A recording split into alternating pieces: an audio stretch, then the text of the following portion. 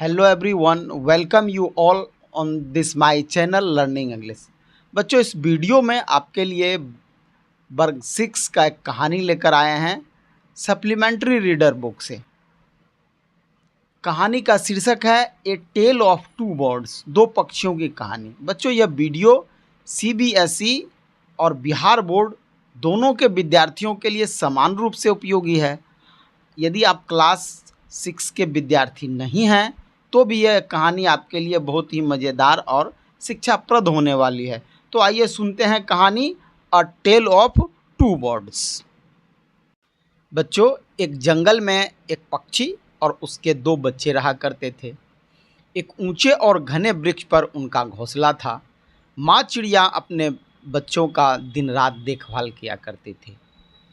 बच्चों, एक दिन तेज़ आंधी आई, बादल गरजने लगे, बिजली चमकने लगी और वर्षा होने लगी। तेज़ हवा के कारण कई पेड़ गिर गए। जिस पेड़ पर चिड़िया का घोंसला था वह पेड़ भी गिर पड़ा और चिड़िया पेड़ के नीचे दबकर मर गई। बच्चों, सौभाग्य से चिड़िया के बच्चे तेज़ हवा में उड़कर जंगल की दूसरी छोर पर पहुंच गए।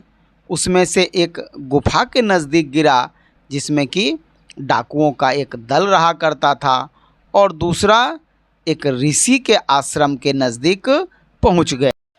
समय बीतता गया, छोटे बच्चे अब बड़े हो गए, वयस्क पक्षी बन गए। बच्चों, एक दिन उस देश का राजा शिकार के लिए जंगल आया।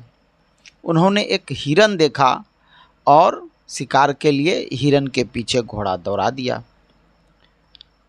वह हिरन के पीछे दौड़ते हुए घने जंगलों में चला गया और रास्ता भटक गया।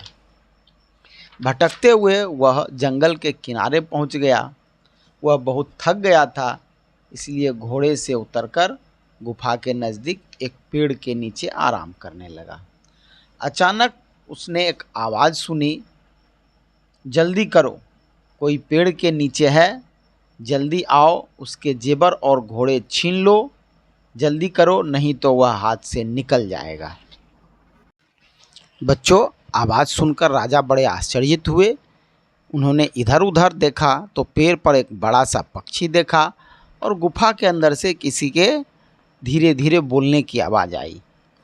वे घोड़े पर सवार हुए और तेज़ी से वहाँ से भाग गए। बच्चों, राजा भागकर ऋषि के आश्रम की तरफ चले गए।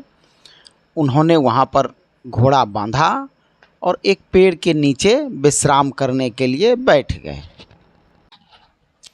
अभी राजा विश्राम के लिए बैठे ही थे कि उन्होंने एक विनम्र आवाज़ सुनी, महाशय कृपया आश्रम के अंदर आएं, विश्राम करें और बर्तन में शीतल जल है, कृपया शीतल जल पिए और अभी ऋषि आश्रम में लौट आएंगे।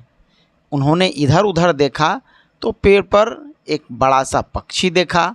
यह पक्षी ही बोल रहा था और इतने ही देर में ऋषि आश्रम में लौट आए।